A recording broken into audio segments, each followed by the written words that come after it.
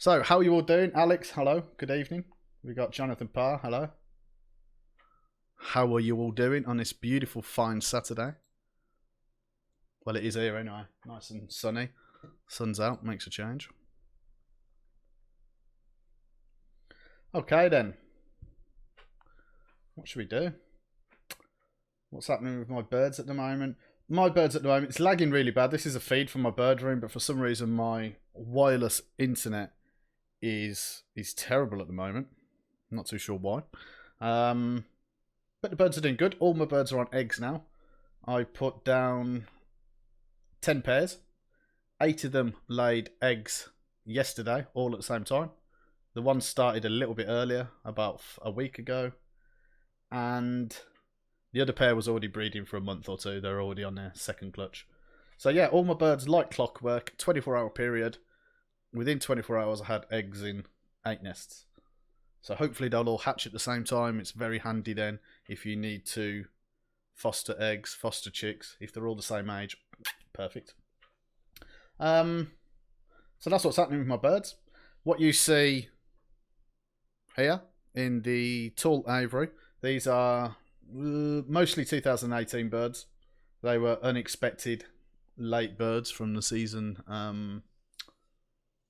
Normally most of them January, February, I do believe.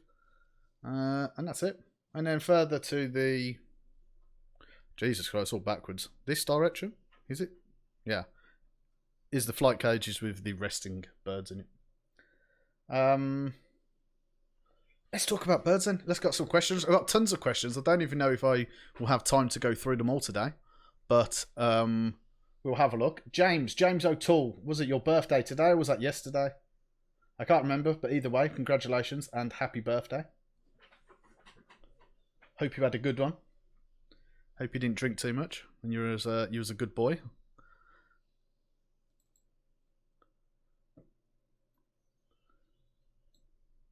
Which I'm sure you was. You always are.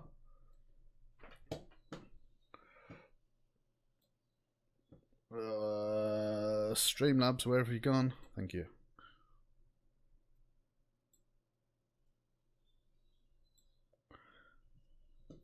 Oh, I've lost everything now. Come back. Hi guys, hello. Got a lot of people coming in. Hi, nice to see you all. Nice to see you.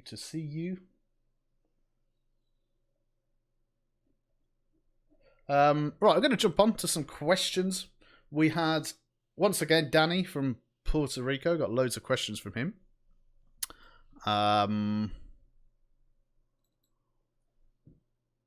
What did he say? Let's dive straight into these ones. Some of the questions I can kind of answer all at the same time.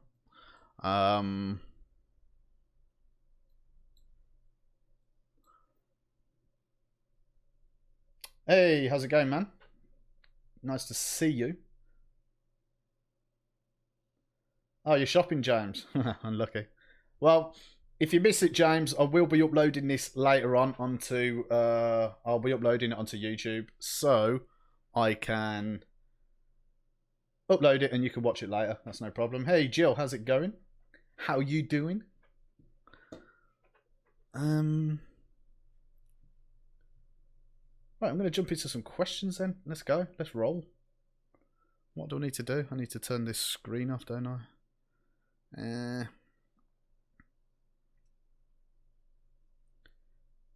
Bird King capture. Turn that off.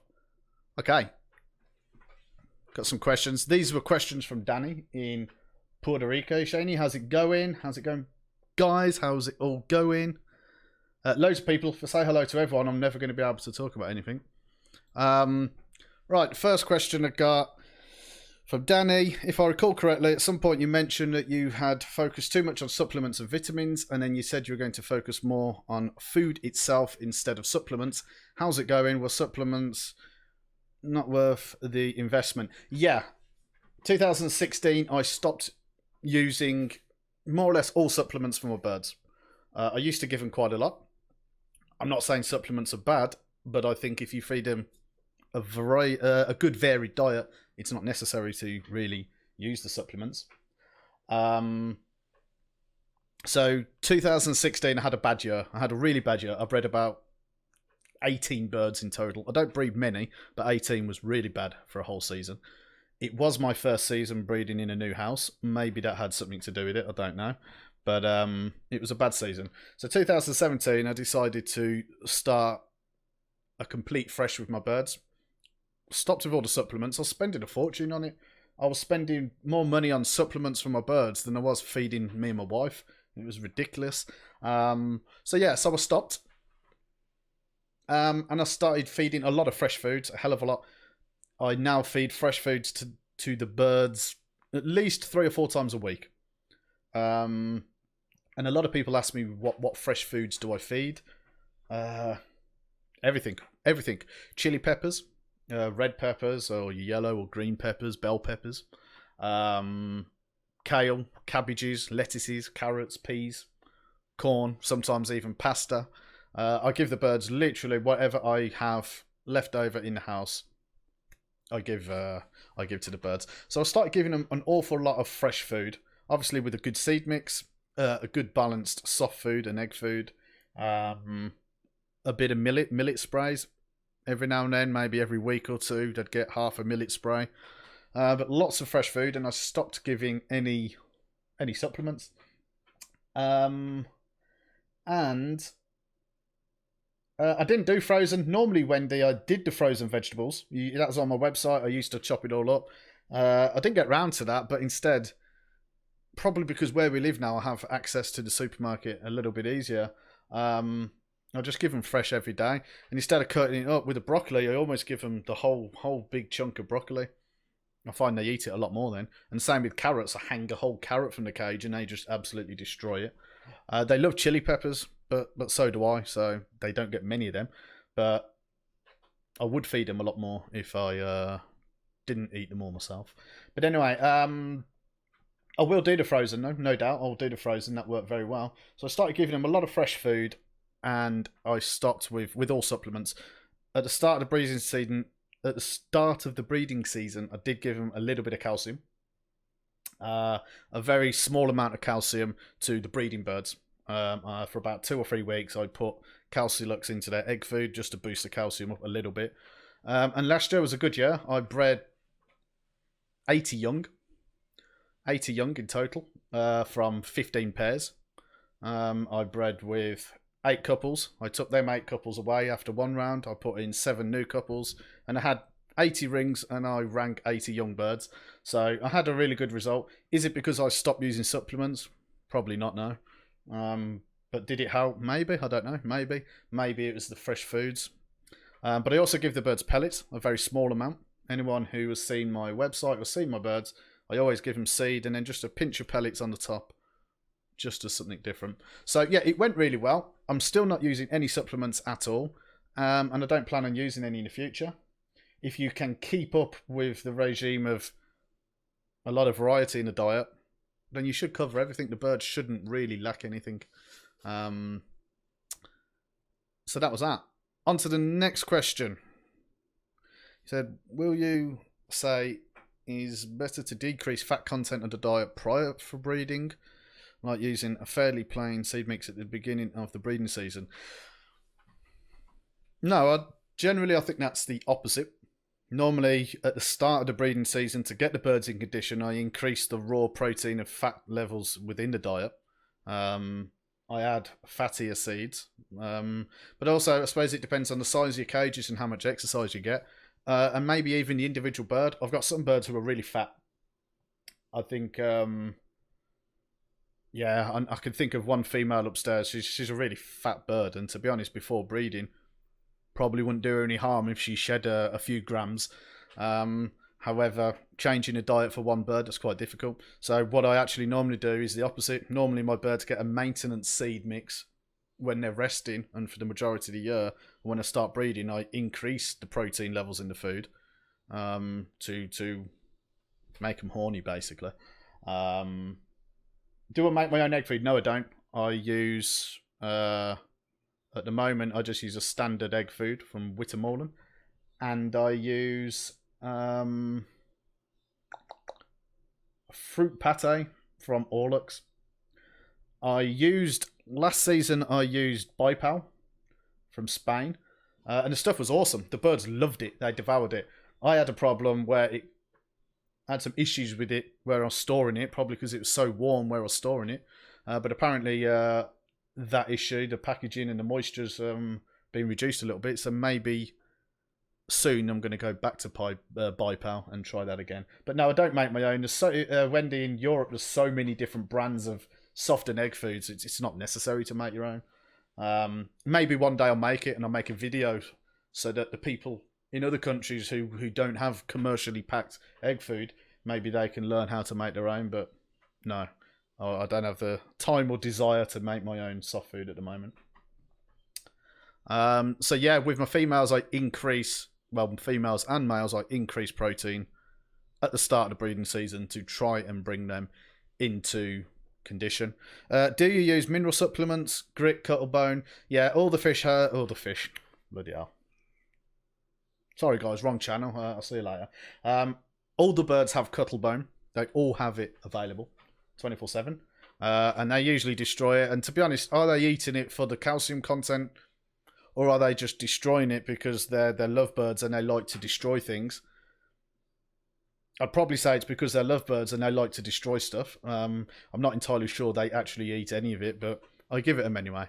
Mineral supplements and grit. Yes, I use... I forgot it. What was it? That BO21? Can't remember what it's called. It's the stuff I brought from Kristen. And I completely forgot. But anyway, it's kind of like... Let's see if we can find it.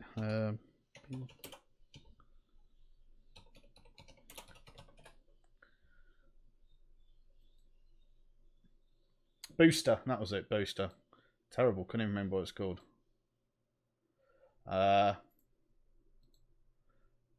Let me go and save that. This stuff. I used this stuff before. I started using that last year as well. Good stuff. It contains a lot of clay. Now, from my work with fish, especially with koi carp, I understand how amazing clay is. Clay's the goodness in clay is incredible, and the birds love this stuff. Literally, I put a bowl of this in the cage, and the birds do go straight to it. And all it is, as far as I can see, it's a combination of clay, maybe crushed oyster shells, a couple of little seeds, maybe some wild seeds, things like that. So it's just predominantly clay, as far as I'm aware. And the birds love it. Sprouting seeds, I used to do it, then I stopped doing it because, I find to get good seeds sprouting, you have to put fresh water through them a lot. And then, some people, right, they do that very light bleach solution. They put like a tiny bit of bleach in the water and they put it through the sprout seeds to stop them going mouldy. I think that's mental. The last thing I ever want to do is feed my birds toilet duck. So it's something I just can't imagine ever doing for my birds. And yeah, when you sprout seeds, I used to see the odd one would go mouldy or something, and I didn't like it. I didn't like it at all. I think if you put enough fresh water through it, it's fine. But for me, I weren't keen on it. It was too much hassle. So I figured it's not really necessary to do with all the other food I offer the birds already. But I know a lot of people who use sprout seeds. Oh yeah, during breeding season, after the breeding season, and they have no problems for 40 years of breeding birds. So who am I to say any different? Yeah, I've heard that apple cider vinegar as well. Using ACV to change the pH, which makes it harder for the bacteria to develop. The stuff's rank. It stinks. I don't even know if my birds would have it. I mean, people put it in the water. This will bring me on to another question, which I might as well jump to now, actually. So that's done. I've lost my questions. questions. Which one was it? Okay, this one, don't have a picture for this. This was somebody I was speaking to the other day. He had a problem with his young birds. When they were about 3 to 4 months old, they would suddenly get very weak and lose a lot of weight, become very skinny. All right. So then he would put them on Broton, a liver tonic. And as soon as he stopped with that, the birds would fall back again. And then he put them on multivitamins and antibiotics. I said it last time, I ain't going to give any advice on anything health related with birds because I'm not an avian veterinarian. So I have no place to talk about that. And I've never really had any sickness with my birds at all. I think the only advice I can give on such things like that is the best treatment for sick birds is trying to prevent sick birds in the first place. Make sure you quarantine new birds, even if you buy them from somebody you know or you trust. Keep them separate. Keep them separate for at least a couple of weeks. Avoid buying birds from dirty places. I can honestly say I've been to visit breeders to pick up a bird I've seen advertised somewhere. This was earlier on, a few years back. Several breeders. And I've gone to the house and they've took me out to the bird room and I've literally said, nah, I don't even want to step foot in there because it was filthy, right? Disgustingly filthy. And then they get all upset and they feel offended because you don't want to go in their bird room and you're going home.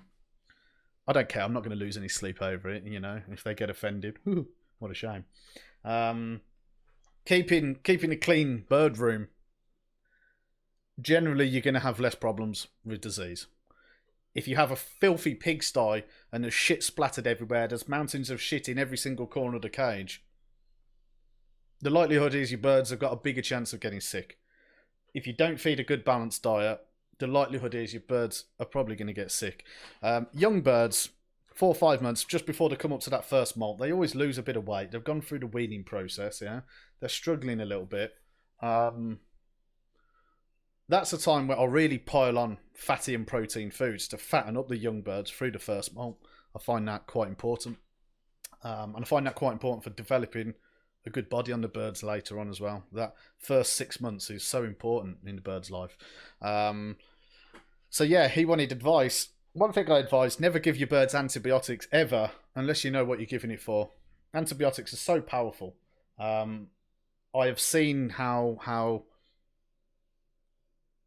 antibiotics can put so much pressure on the organs.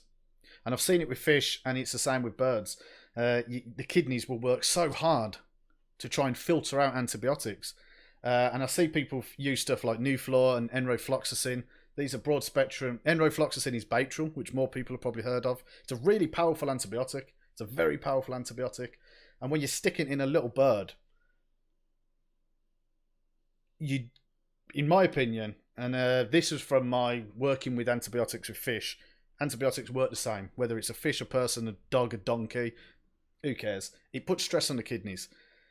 If your bird is struggling and the kidneys are struggling to function properly, and you give that bird antibiotics and you make the kidneys work harder, you're probably going to kill the bird. Now, I understand in some countries you don't have veterinarians available, you haven't got labs, you can't do swabs. Yeah, then that's up to you. You have to figure out what to do, and maybe you will have to use a broad spectrum antibiotic. But for anybody who is able to get the bird to see a proper veterinarian, have swabs taken, have a proper diagnosis, it's a lot better to do that before you pump your bird full of antibiotics that you don't know about. But I won't talk any more about that because I'm not a vet. I don't know it. The best thing to do to avoid sick birds, keep your bird room clean, good varied diet. It's something that pisses me off, dirty bird rooms. Really don't think there's a need for it. If you spend 3 hours a day feeding your birds because you've got so many of them, yeah? But your bird room's dirty because you haven't got time to clean your bird room. How about sell half of your birds, only keep half the number of birds, spend 1.5 hours feeding them, and then spend 1.5 hours cleaning them? if you don't have the time to clean the birds, you have too many birds. It's as simple as that. There's no excuse for it, really. And I think, especially in today's age, where there's a lot of pressure on keeping animals in cages in some countries. No excuses for having dirty bird rooms. It makes us look bad. It makes the hobby in general look bad. So yeah, keep things clean. And I know in some countries with the humidity, things like that, it's a lot more difficult. Diseases are spread easier and faster. But yeah, work hard on hygiene and nutrition for your birds, and then they should be a lot less chance of them getting sick. Yeah.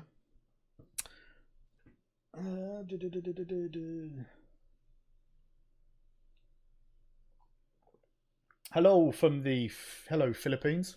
Welcome. What else we got? My coffee's gone stone cold. I've been gassing for so long.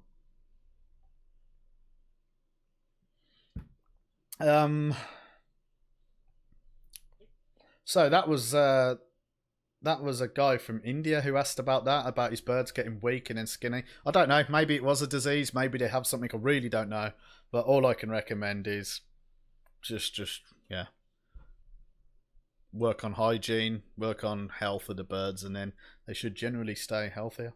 Naveed, my main man Naveed from Pakistan, he sent me a question. What number's A? Number 5.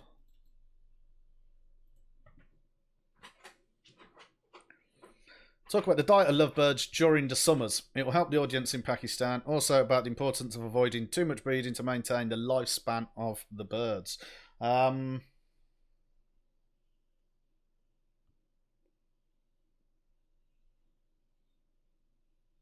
Hey, Dominic, yeah, pale fella. Okay, I'll get onto that in a minute. I'd imagine in the summers, Pakistan, super hot. It's mega hot, right? What I've noticed in a lot of countries, especially where it's warm, they feed a lot of sunflower seeds, a lot of fatty seeds. The birds generally don't have that much space to fly. I know, Naveed, at your place you had that big, huge aviary. That's perfect. Birds can get so much exercise there. But I suppose the summers in Pakistan, are you really breeding? No. Have we got anyone from Pakistan watching? Hey, Vincent, how's it going? Pierre, hello.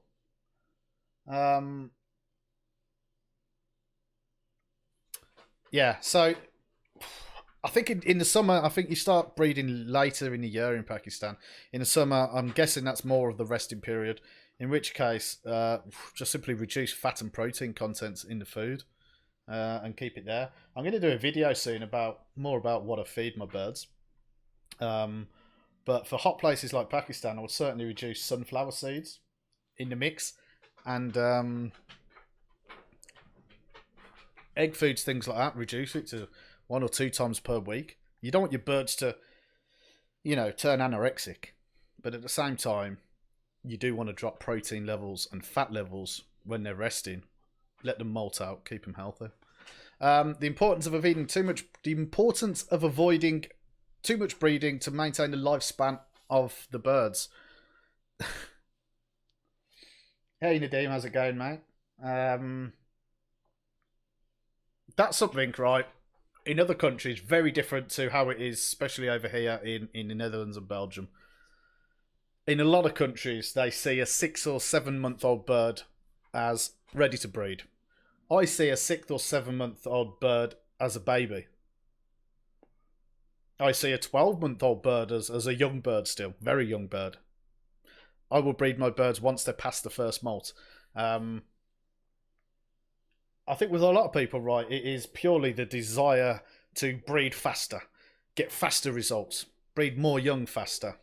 It's all about, to be honest, quantity and lack of patience.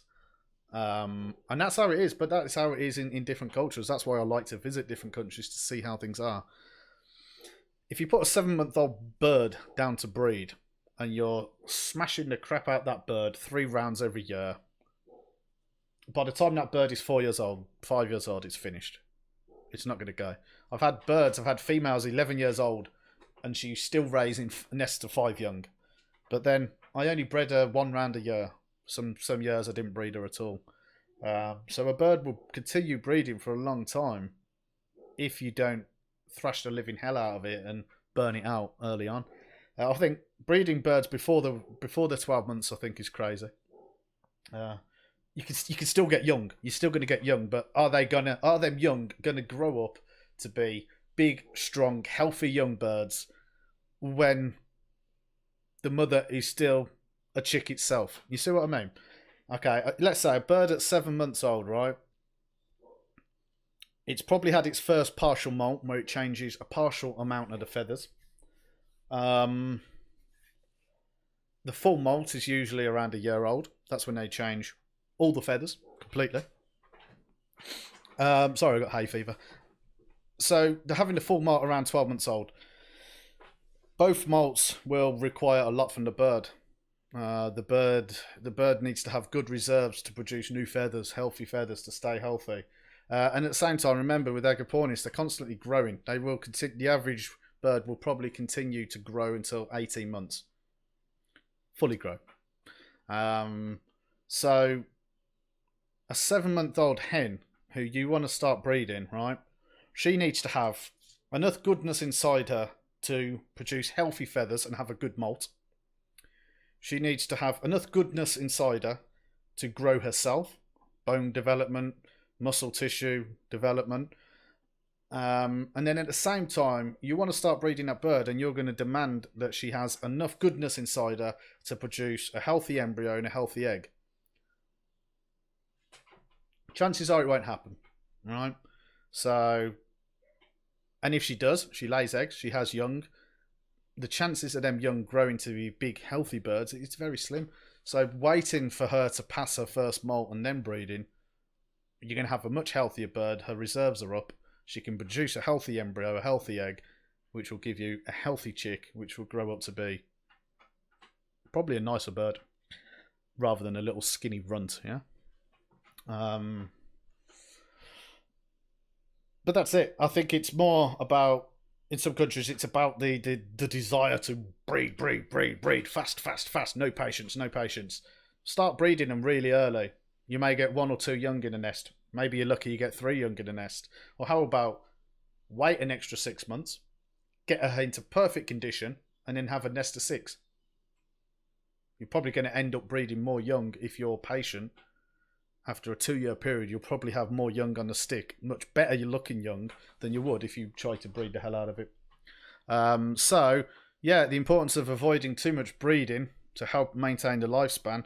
Yeah, take your time. Don't overbreed your birds, and you will probably get better results. You'll probably end up with more young in the long run.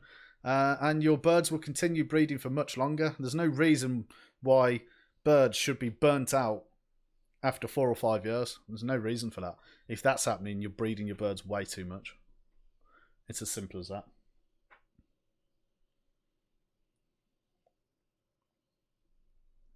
Cold coffee. Lovely. What else have we got? What else have we got?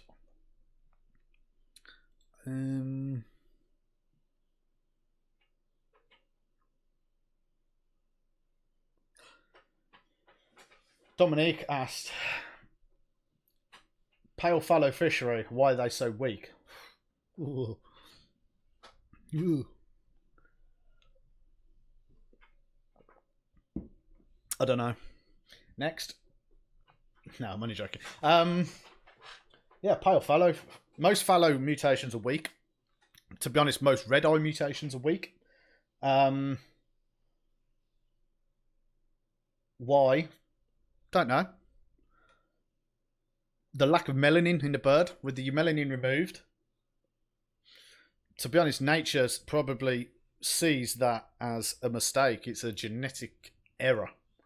We often see in Latino birds, Latino rosicollis. It's very common that you might see a Latino with a little bit of blue in the rump or a bit of green somewhere. So the melanin's been produced, and that is probably nature's way of trying to correct a mistake. Yeah. So it clearly sees any red eye mutations as a mistake sort of thing, and it tries to fix it. Genetically, they are weaker. Why are they weaker? I don't know. I don't know. I don't know. Really, is the lack of melanin? Is it something to do with? Are they lacking other elements in the body which strengthens the immune system or the immune response? Don't know. That's a good possibility. They clearly have a much weaker immune response than other birds, but at the same time, with mutations like that, through good breeding, we can make them stronger. So why are they weak? I don't know. Don't know what actually physically makes these red-eyed birds weak, but my guess would be it's going to be something to do with maybe they're not producing certain enzymes or certain proteins which are required to develop a healthy immune response or healthy antibodies to certain diseases or bacteria. I don't know, sensitivity to certain diseases or bacteria. That would be my guess. Talking of fallow, we have Werner from South Africa. He's smashing it with the dun fallow in personatus, and he's breeding a lot of young birds. I think he's watching, Werner. Do you lose many of your dun fallow? Are you losing many of the chicks in the nest? Got some pictures of them somewhere.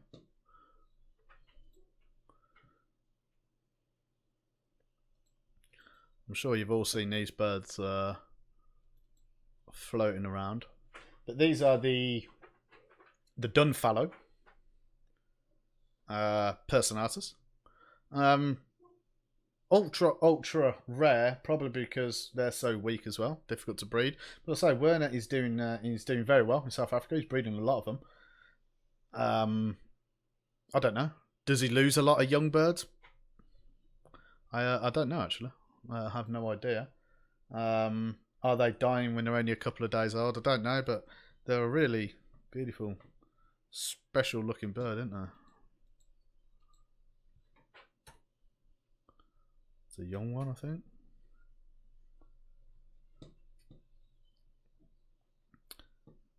Another young personatus fallow. Lovely birds. Love to have one.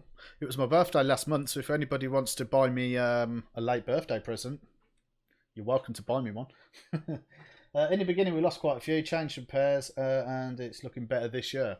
Okay, so when you lost them, did you lose them when they were only 1 or 2 days old, or were they developed further? Were you losing them, during the weaning process or the molting process, or was it normally in the nest?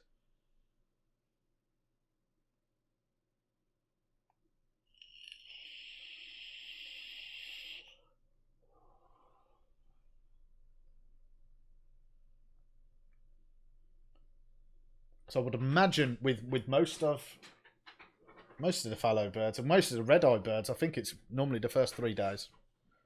That first 72 hours is probably when you're going to lose them, I think.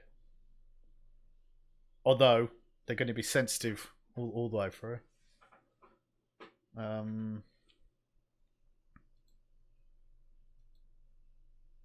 Awesome looking birds, aren't they? That's another question.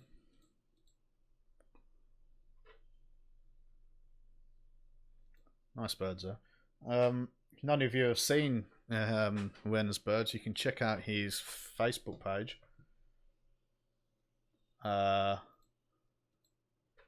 Facebook.com/3South Birds, I think it was. 3 South Birds.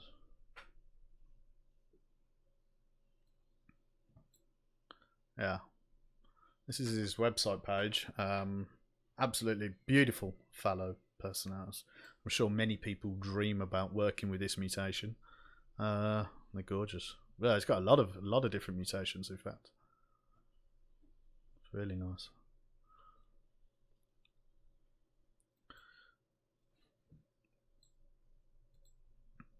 We've lost everyone. Where are you all gone? There you are. The first 3 days, after that they survived. Yeah, that's what I figured it would be. I figured it would be the first couple of days. I think, especially with birds, right, the young chick, it has to have that feeding response. When even when they're like tiny little things, they still chip. chip, chirp, beep, you know, beep, beep. They still do that. That's the feeding response. And I think with a lot of the adult birds, a lot of the parents, if they don't get a good feeding response from the young, they simply don't feed it. So the likelihood is, if you've got that young chick, and if it's so weak that it hasn't got the energy or the strength to, give a feeding response, they don't feed it and it probably dies.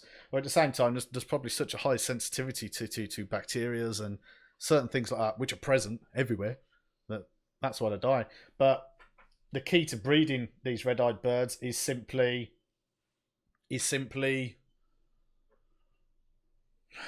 keep breeding, unrelated, good, strong, wild-type birds, or even good, strong bluebirds. And eventually they will get stronger and stronger. Look at the Rosicalis Latino. That was a super weak mutation one day. It ain't anymore. What have we got? Vincent, if I breed red eye, I lose like 50%. Yeah, that's the same. I think even with the Eno personatus, they're nowhere near as common as the Eno mutation in fishery. And because they're not as common, they haven't been bred as much. They're weaker. It's going to take time to strengthen them up. If there's more people breeding Latino personatus, you would find them get stronger and stronger and stronger and stronger, and eventually they'd be on the same level as Latino in fishery, or even Rosicalis one day. And I think that's the same with Polarius. Polarius are very sensitive. They're difficult to breed, super difficult to breed. They're sensitive to stress and they die. But I was like that guy in Italy. It's the old guy. He breeds the birds on his balcony and he spends all day with them. And his birds are very relaxed and domesticated, and they breed well. He even took them to the BVA show in 2012. Was the first time I've seen Polarius in a show ever. You've got some pretty big balls if you're going to take your Polarius to a show, but he had so much confidence in the fact that his birds were so relaxed and calm that they would manage it fine. So, imagine if many more people bred Polarius, eventually they're going to get easier to breed as well. But it just takes time, I suppose. Everything takes time and patience. Again, key word of today, patience. What's the reason for parents plucking their young? Don't know. Why do they do it? Some birds do it. Don't know. I had birds that never ever plucked, and in 1 year they pluck. Then after that, they don't pluck anymore.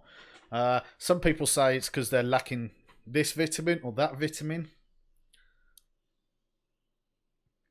Don't know. Is there any proof that birds pluck their young because of a certain vitamin deficiency? I don't know. I can't get my head around that. I can't get my head around why a bird would pluck the feathers out its young because it's lacking certain vitamins. I don't know. Is it just a behavioural thing, a bad behavioural thing? Possibly. Birds who pluck every single year in, year out, personally, them birds shouldn't be bred anymore. You should stop breeding them, and their line should be cut off. I believe it passes down. I find that chicks who are plucked, there's a much greater chance that they're going to pluck their young as well. So if we keep breeding pluckers, then we're going to be surrounded by pluckers everywhere. So if I ever have a bird who is constantly, every nest, plucking a young, I'll stop breeding that bird completely. And if I can, I'll stop breeding any birds from any of her offspring as well. But I don't really have a problem. I only breed personatus. With other species, I can't say how it works. But I give my birds a lot of nesting material. I think a lot of people go wrong with, they give their birds nesting material to begin breeding, and the birds, they build a beautiful nest, they lay the eggs, and then most people stop giving the nesting material. Maybe that's why they pluck. I don't know. Maybe can it be a reason? It could be. I give my birds nesting material. I let them build a nest. As soon as they start laying eggs, I stop giving them any new branches. I stop completely. And then as soon as the young hatch, so that's normally, she'll sit on the eggs for 3 weeks, 3.5 weeks. I wait until the young are about 10 days old, and then I'll start to give nesting material again. Every day, a little bit. And I find the female will take the clean nesting material in the nest, and she'll put clean nesting material on top. And I wonder if keeping the female busy with that extra nesting material, does that take her mind off plucking a young? It's possible. Possible. I have had it in the past where a female was plucking a young really bad. I stuck a shit ton of branches, of willow branches in the cage, and it literally stopped that day. So that is something you can do to help. But to be honest, if it's a female who plucks a lot, stop breeding with it. Get rid of it.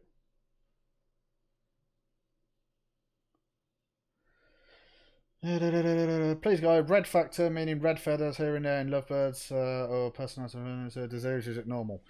Red factor, red feathers here and there in the lovebirds or personatus in particular. Is it a disease or is it normal? I don't know what you mean. You'd have to send me a picture. You'd have to send me a photo so I can get some sort of idea of what you mean. I don't know whether you mean just on the neck or on the chest or on the back. If you've got red feathers where it should be green, that's a problem. Probably linked to nutritional deficiency or health issues. Most people automatically assume that any funny colour on a bird is because the bird's liver's failing. That's not necessarily true. Most of the time, liver failure actually produces yellow spots in birds. But there's many health reasons why birds will get coloured spots on them. We have these red factor fishery. Don't know what the hell's going on with them either. Not something I've looked into. But generally I find birds that turn red, it's not normally a good thing. And then people say, oh, but it's a mutation. I have a red bird and I have red young from it as well. What people don't forget is that diseases can inherit. You can inherit a disease from your father or from your mother. So if there's a disease which is making the bird turn red, and then you get young which are red as well, it doesn't mean, oh, it's a mutation because it passed on to the young. It just means the dad was sick and so's the son. You know, so don't get inheritance mixed up with simply passing on illnesses as well. But the redbirds, I don't know. If you send me a picture of your whatever you mean with the red feathers on the personatus, I'll have a look at it and I'll let you know.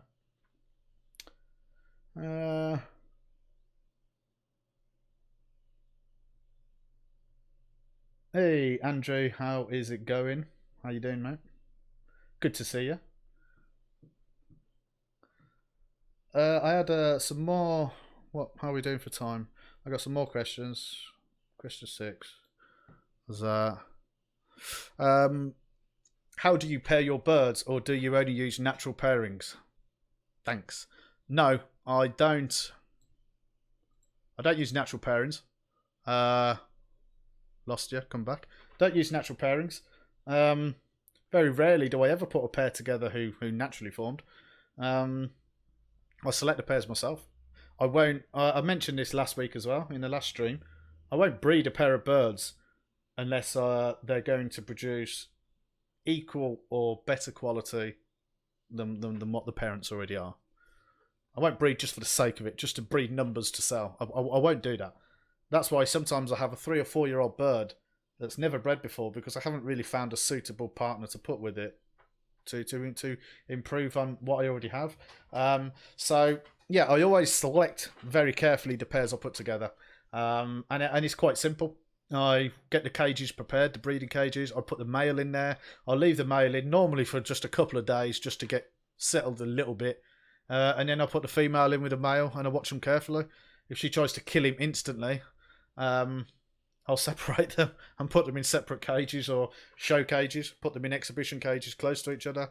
But usually, to be honest, I put the female in and they bond they bond very quickly for me.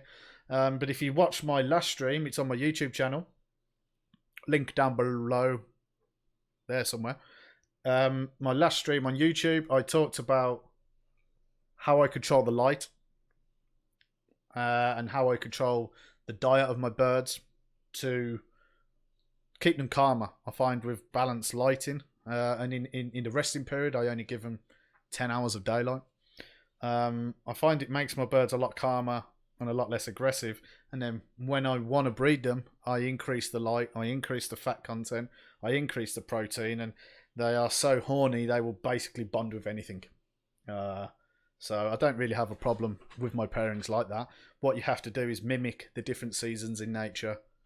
try and get that into your bird breeding program, and you will find the birds will be much more open to selecting a mate. And I know a lot of people keep males and females separate. I'd imagine they would bond easier then. You've been locked up in a cage all day with a load of blokes. You know, spent 12 months locked in a cage with a load of guys. You'll probably jump on the first woman you see as well. So maybe that works. I don't know, but I don't. I don't separate males and females. I keep them all together. But I never have any problem bonding them, ever. What else we got? The dilute pastoral birds. I'll get onto that in a moment. So look. A seed mix for summer and winter in Indian climate. I ain't got a clue what the climate's like in India. I reckon it's hot. That is about my extent of Indian climate knowledge. And it kind of goes back to what I said earlier to Naveed in Pakistan. When it's warm like that, feeding your birds is it's so dependent on different people. If your birds have a 10-metre ovary where they can spend the whole day flying around, they're going to be burning a lot more fat and building a lot more muscle. So they need a lot more, they need more protein in their diet. If your birds are stuck in silly little cages all day where they can't even flap their wings, they're just going to be producing a lot of fat and very, very little muscle mass. So the diet will have to be different for them. You can understand that birds like that would naturally need lower protein, raw fat content than birds who get to fly all day. So yeah. What I see, especially in the warmer countries, right? You use a lot of sunflower seeds, probably because they're readily available.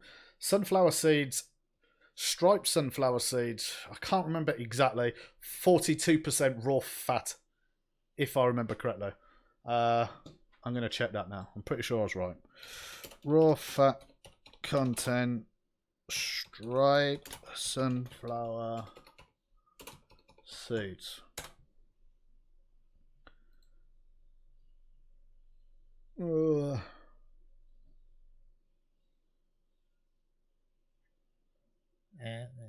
Let's have a look.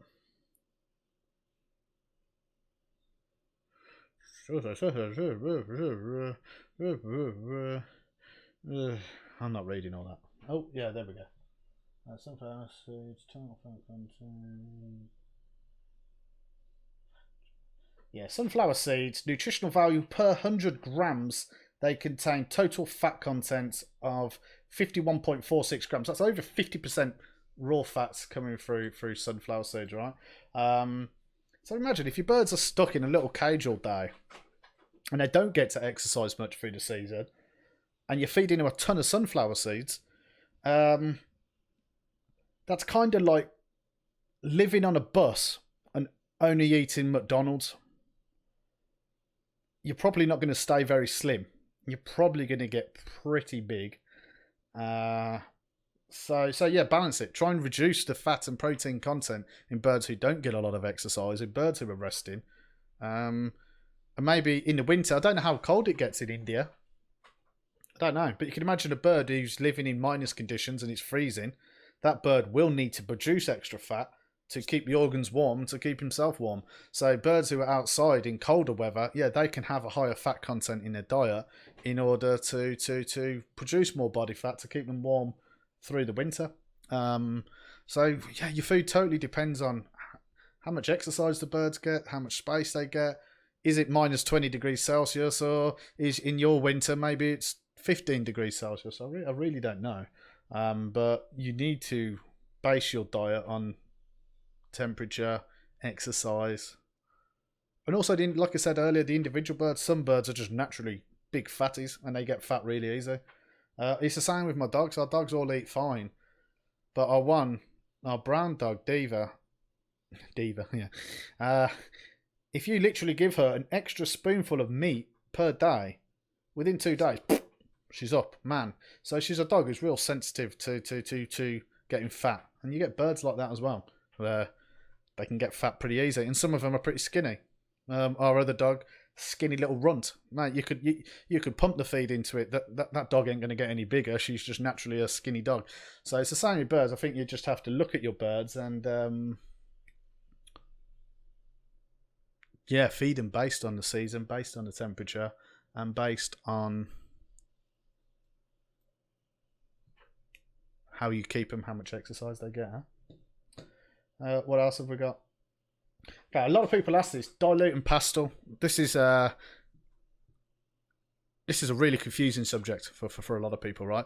Bear with me. I'll find some pictures.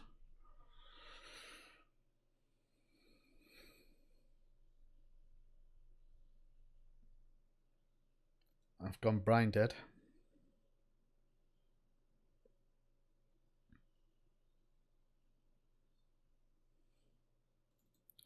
Okay.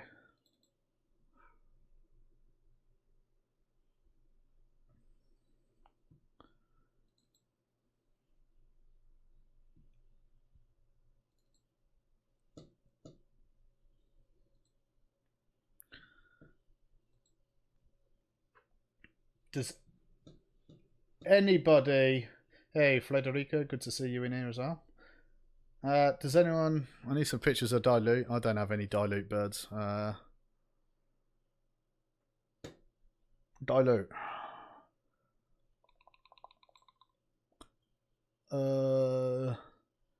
Magazine. Personatus. This is going to be difficult to explain.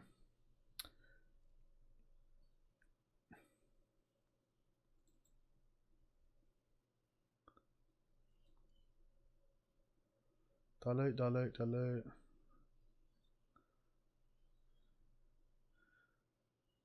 Maybe we have some from fishery.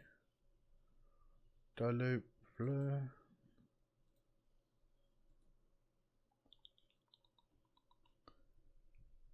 Anyone got photos of dilute, fishery, or personatus? I know I have, but the fact that I have like 6 terabyte hard drive space and I ain't got a clue which folder they're in, it could take me an hour just to find them.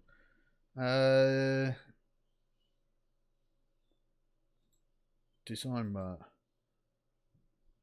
extra photos. Slaty, fish, slaty, dilute turquoise, dilute Ewing.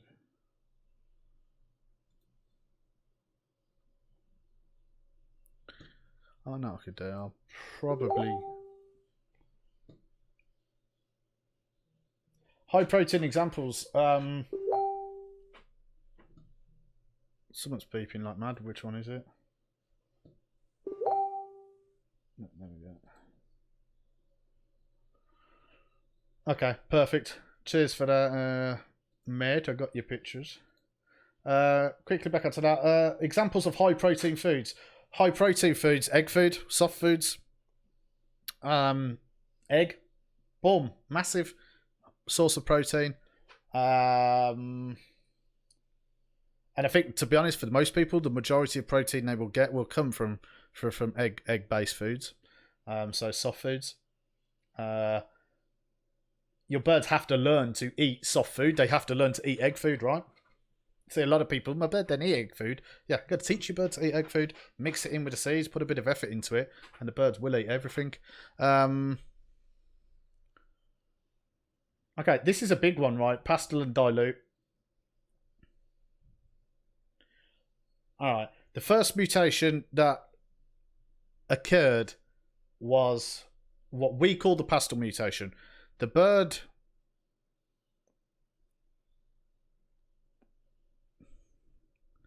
Do you know what? I don't think you've been able to... You haven't been able to see this screen for ages either, so you've probably missed all the pictures of Werner's fallow as well. I'll show him again in a moment. Bird can catcher, turn it off. Bam! Pastel. So, there we go. There's always a screw up every week, isn't there?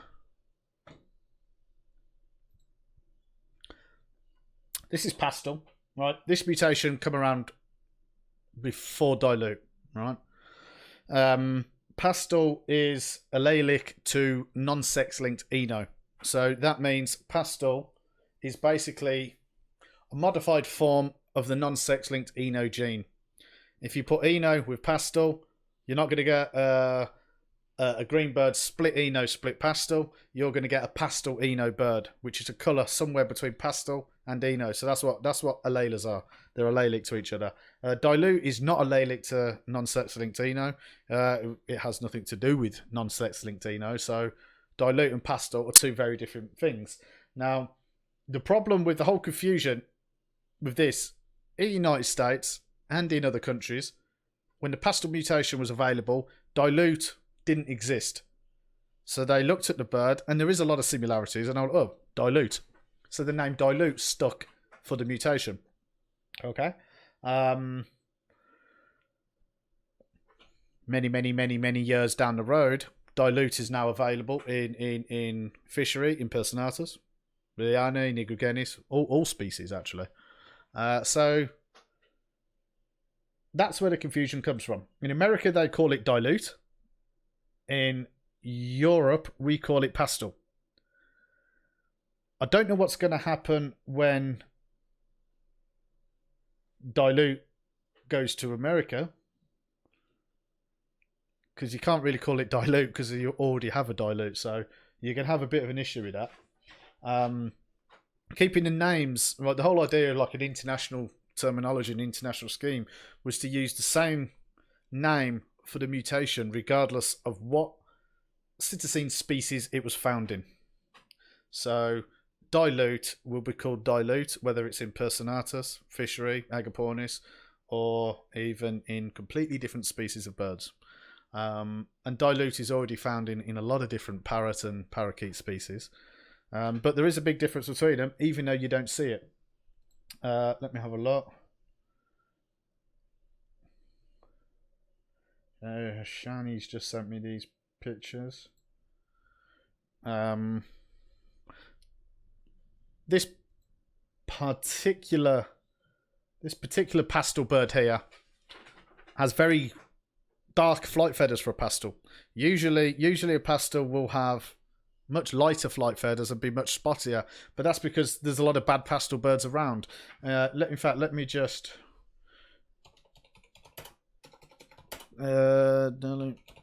search for this. I might as well show you what's a more common pastel bird, should we say?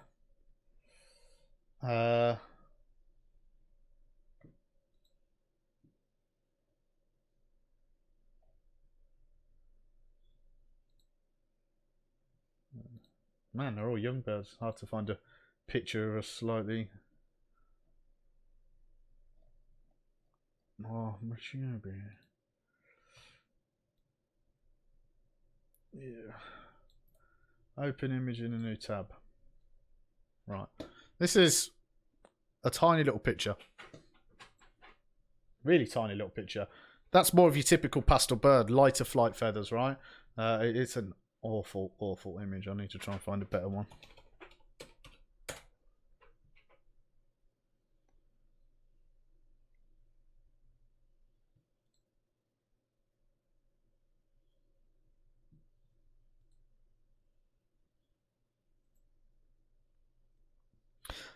Okay, we'll have to roll with this. It's tiny, but there's not a lot I can do about it.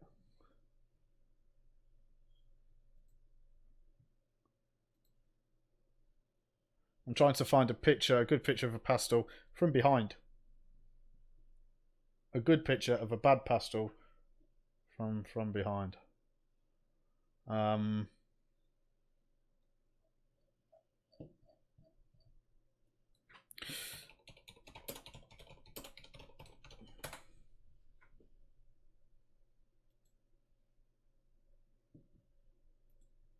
me have a look. Well, anyway.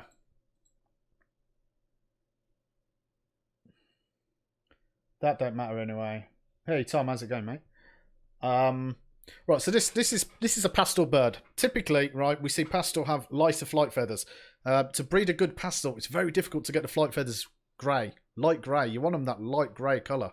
You can see on this bird here, she's got beautiful grey flight feathers, all right? But it's very difficult to achieve that. And what you also see on pastel birds, you can probably see my mouse cursor here, you get the patches in them. They're very patchy. This one's not so bad. but they can be very patchy and white patches on, almost looking like a pied bird. And that shouldn't be. The colour should be quite smooth. Pastel. It should be a pastel colour. That's the whole idea of why we call them pastel. Now, in the USA, they're called dilute, right? But that is pastel. Get rid of that one. Shit, I've got rid of them all now. Jeez. Jeez, man. Come back. Buckshots. Pastel. What we got here? This is a typical pastel. Young bird, okay? This is a very typical of what we see from a young pastel bird. Flight feathers are white.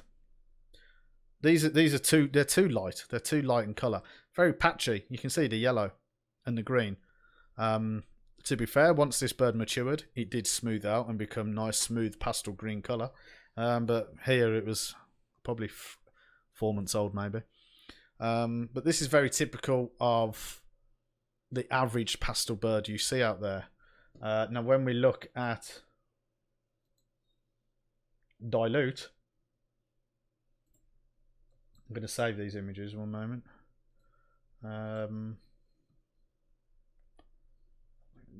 Let me just save these pictures that this gentleman has kindly just sent me of his dilute birds. Save that.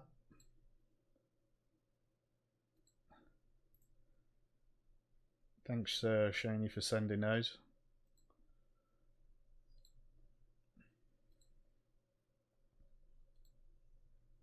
And there's a pastel.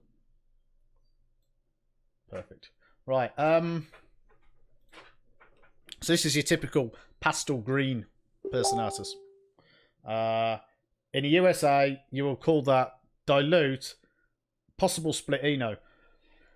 The thing is, it's pastel. It's impossible for the bird to be split Eno. If the bird carried a pastel gene and the Eno gene, it would be pastel split Eno. It would be pastelino, which would be a colour anywhere in between pastel and Eno.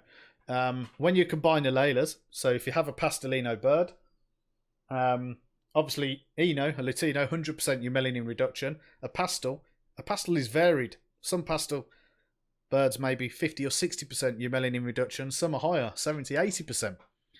So a pastelino can be anywhere in between the two. It could be much closer towards Eno, or it could be much closer towards pastel. And then that depends on how much eumelanin reduction the pastel parent has itself. So pastelino can be almost yellow birds or very green birds. It can be anything in between. But the simple fact is it's not possible for a pastel bird to be split Eno because they are basically variations of the same gene, right? And dilute isn't. Dilute's not related to the Eno gene, or not related to that chromosome whatsoever. It's totally separate. So if you put a dilute bird with a pastel bird, dilute green with a pastel green, you are going to breed a green bird that's split dilute, split pastel. But if you put a pastel green bird with a lutino, a green Eno bird, all the young will be pastelino because lutino and pastel are alleles of each other. Yeah, so that is that's the difference there. So in the USA, you would call this bird dilute. I have more pictures, which I've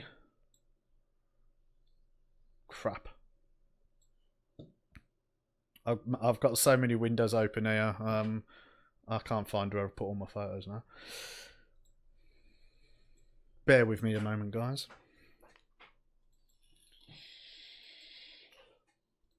Yeah, here's another typical pastel bird. Pastel blue, very typical. See the white spots, white patches.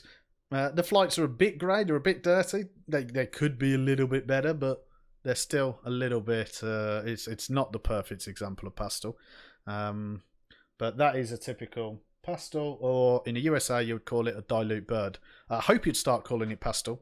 So then when you finally start breeding dilute, you can call that dilute then, and then everybody's on the same page. It would be great if we all use the same names. It would help an awful lot, wouldn't it? Really. Yeah, that's a young pastel green.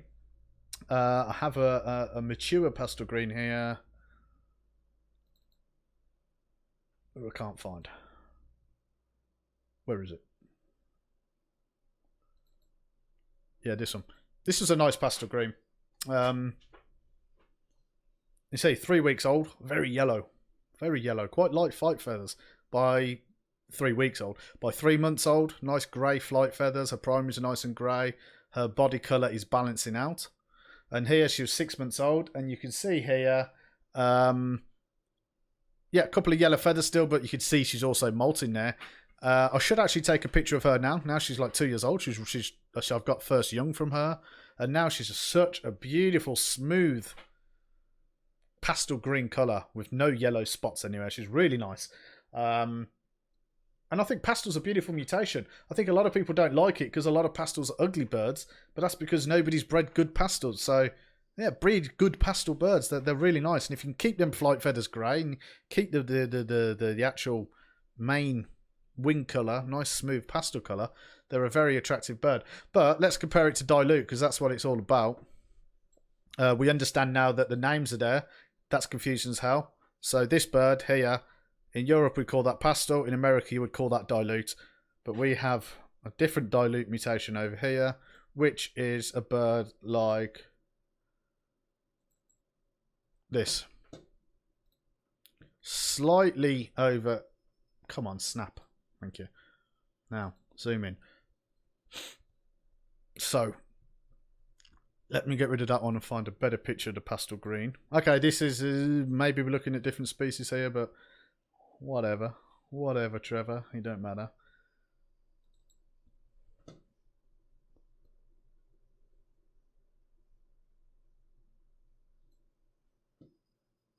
So,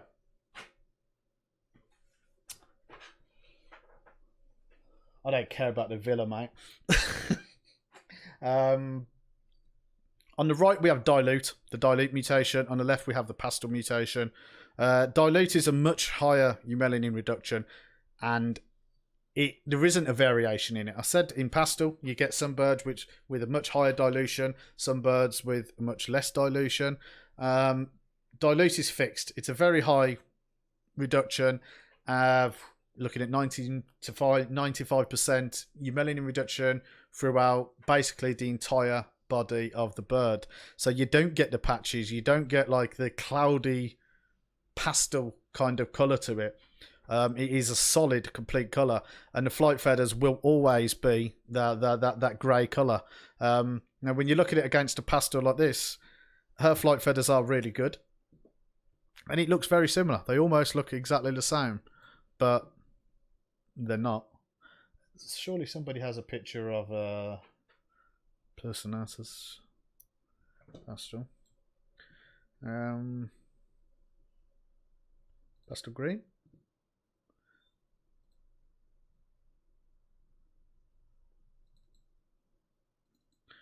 This is another interesting bird. Again, a really young bird here.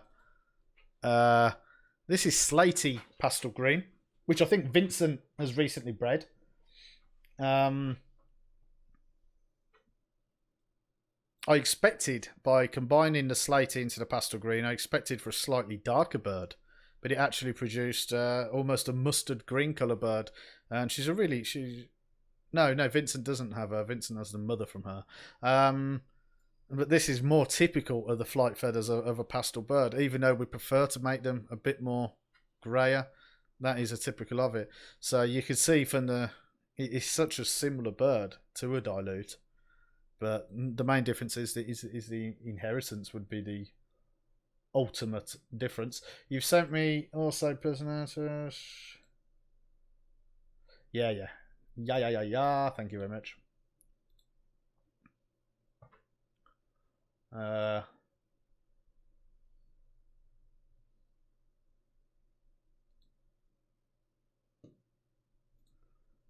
Here we have a personatus dilute here.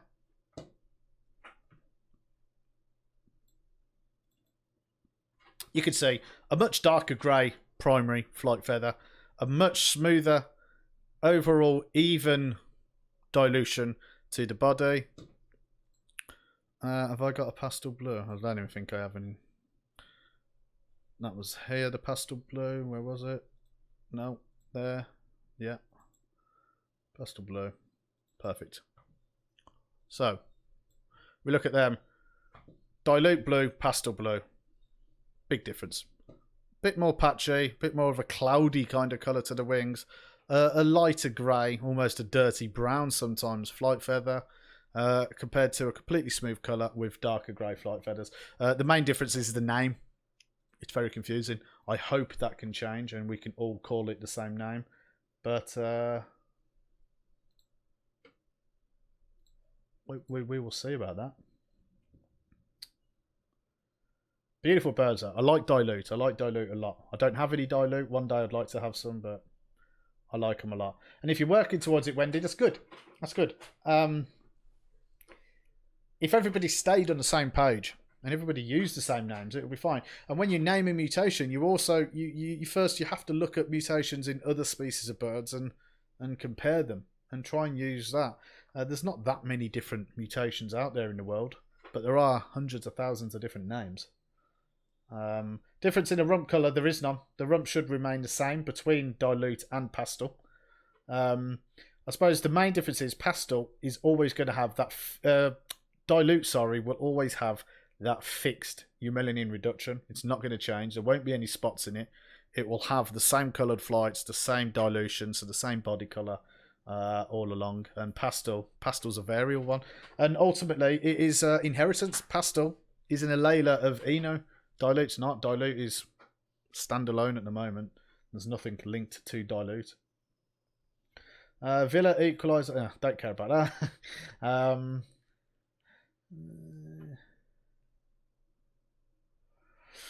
What's the perfect time to breed or the good season? Perfect time to breed is, again, totally subjective. Most people over here begin breeding end of September, October. Because I breed upstairs in my attic, humidity is very difficult to maintain during the winter. We have all the central heating on in the house, and then the air becomes very dry. It's difficult. I'm starting to breed now. Nice balanced temperatures outside. It's not super warm. And the humidity is perfect, around 65-70% at the moment. And that's when I'll breed. But I think, yeah, and also I breed whenever it's suitable for me. If I'm going on holiday, I'm not going to start breeding my birds, for example, or yeah, it depends. The perfect time to breed is going to be dependent on where you live, really. Dependent on where you live. If you live in a very hot country, you probably don't want to be breeding when you have the highest temperatures throughout the year. Maybe you need the cooler weather to bring the birds out.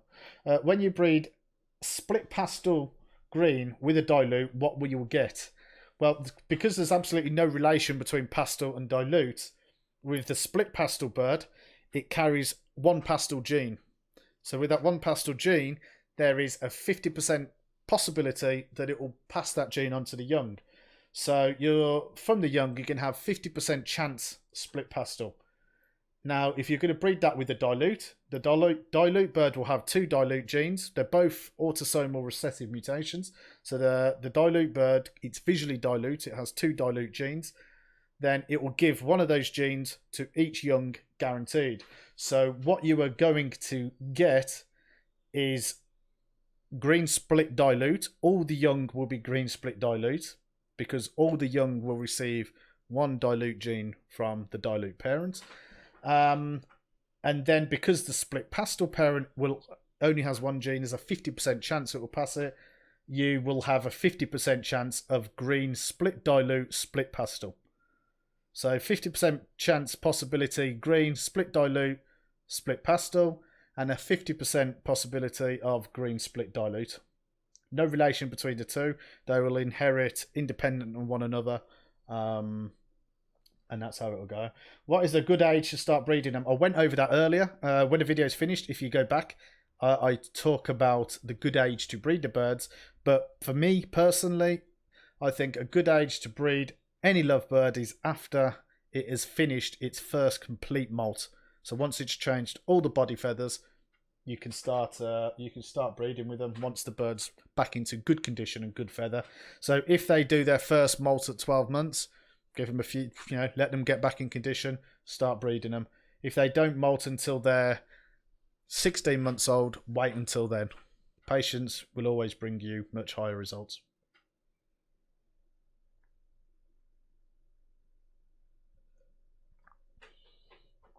The whole pastel dilute thing is confusing. But it can be so much simpler.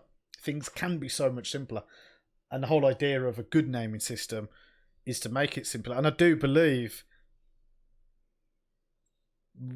in America, in the US, the way you call it dilute, and then you have dilute, possibly split eno, things like that. It makes it much, much, much harder for breeders to understand how multiple alleles work, how the mutation inherits. So you could imagine, right? Let me grab a word pad. Right, so imagine you have dilute, and then you have you call it possibly split eno, or dilute split eno, and all things like that. That's tiny. Let's make it bigger. Too big. Too small. Bloody hell! Come on. So dilute, possibly. Well, let's just say call it dilute split eno. Whatever. A dilute split eno, you would assume it's a dilute bird that is split eno. So if it's a dilute bird, if it's visually dilute, that means it has two dilute genes. Autosomal recessive mutations. One gene, the bird split. Two genes, the bird is visual. Simple. So if you say dilute split eno, that means the bird would have two dilute genes. If it's split eno, it means it has one gene. So that means the bird has one eno gene. How could the bird have three genes from the of the three allelic genes? It's not possible. What that bird actually has is one dilute gene, should we call it, and it has one eno gene. Yeah. So you can imagine that I'm pointing at the, I keep thinking people can see me pointing at the screen. It looks like I'm pointing at you, but I'm pointing at the screen in front of me. But whatever. I should be doing like that or whatever. Anyway, so you can understand, right? If you call it a dilute split eno in the USA, people might assume the bird has two dilute genes, one eno gene, but in reality, it has one dilute, one eno gene. Now, with the international term, fuck, it's gone small again. Why does it keep going small? Bam, thank you. We call it pastel, and we call it eno. And when you combine two alleles of the same locus, right, they combine together, and what we do is we call that pastel eno. To differentiate between the two, there's a capital for the name of each mutation. So pastel eno, like that. So whenever you write two mutations as one word with a capital letter for the first one, for the first for each name, capital letter for each mutation name, all as one word, you know you're dealing with two alleles of one another.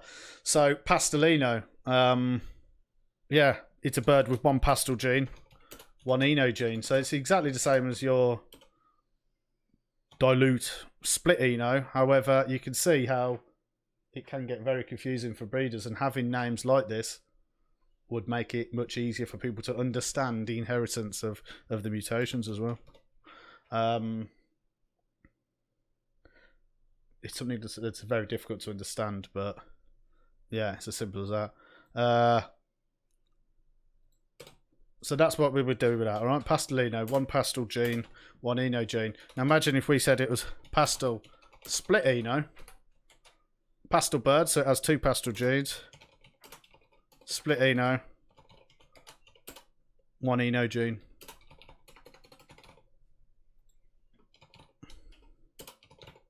So you can see there the difference. How, pointing at the bloody screen again, you can see there the difference of how you name a bird, people might interpret the inheritance differently just from the name that you decide to give to a bird. So yeah, it would be a lot easier if everybody could use the same names. Well, I'm coming to an end. My throat's dry. I can't speak anymore. I ain't even got a clue what I'm going on about. So, has anybody got anything else?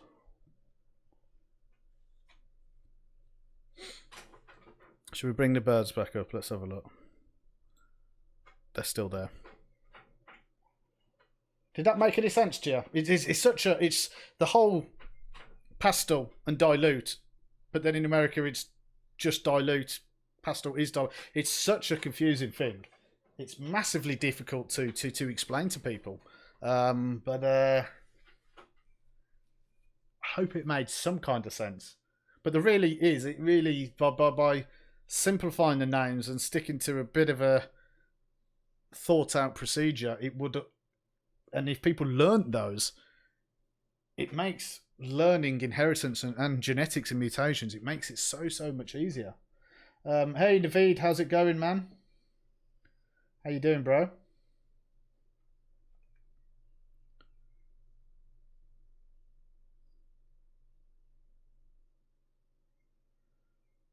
Just reading through the comments, make sure I haven't missed anything from anyone.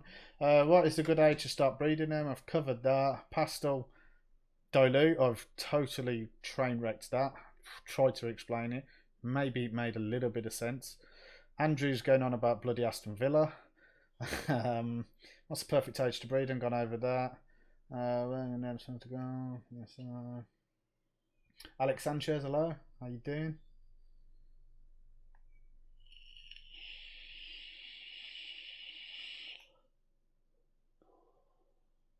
Different terminology. Good to hear it, my friend. Good to hear it. Right, we've gone over everything today. A shitload of questions and explanations I've gone through. I am already way over the time that I designated. So, I think everything's done. And I'm going to call it here until the next one. And I got yourself. That'll be in a different video, mate. That's right, Werner. Once everyone uses the same names, everything will make sense. It will. It will. And to be honest, I've noticed since social media has become a prominent thing, more and more people are staying on the same page, you know? Okay, Ivan, take it easy, Ivan. Nice to see you. But don't worry, anybody who misses this, you can go back and watch it again on my YouTube channel. Link is down there. YouTube. You can watch it on my channel. I will upload it as soon as this stream is finished. Once everyone uses the same names, everything makes sense, certainly. Naveed, I will talk about that in a different video, a different time.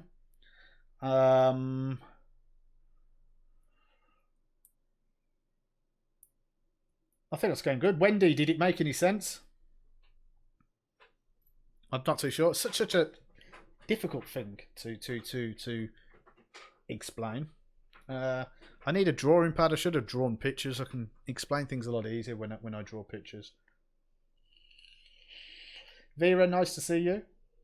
I hope the birds are doing good.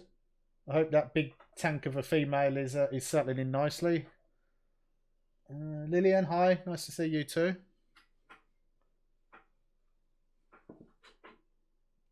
We'll chill for a couple of minutes in case anyone else has anything to say, and then I'm going to switch off. I have got so many windows open on my computer here. Cool, blimey.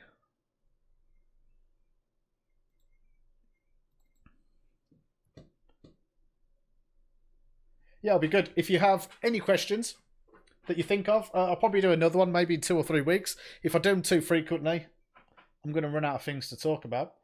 But I like it. My bird room's tiny, so I ain't got space to put a nice table and chairs in my bird room. So instead, we can sit here and talk to people with technology and just chat about birds and bring a bit of drive, a bit of fun back into the hobby, because that's really important. Really important. And it should, mate. It should be joyful. You should enjoy it. And that's what this is all about. That's what this is all about. So yeah, anyone who missed it, jump over to my YouTube channel and I will put the full video up there. If anybody is, if you know anyone who's, oh, I missed it, you can send them to my YouTube channel. They can watch the video. It seemed to go well. She has the first egg. I'm very happy with the beast. Yeah, she's a lovely bird, Vera. I hope you get some really nice young from her. She was a tank of a bird. Yeah, I hope you enjoyed it. It seemed to go better on Facebook. Better for a response from people on Facebook. I don't know what the quality looks like. It's only 720p. Last time it was 1440p, but we shall see. And that's it. I'll see you guys soon. I'll let you know when I do the next live stream, and I will keep you updated on my page, of course. So thanks for watching, guys. Enjoy the rest of your weekend, and see you soon. Bye bye. Okay, now I need to figure out how to end this. I've never... Facebook, help me.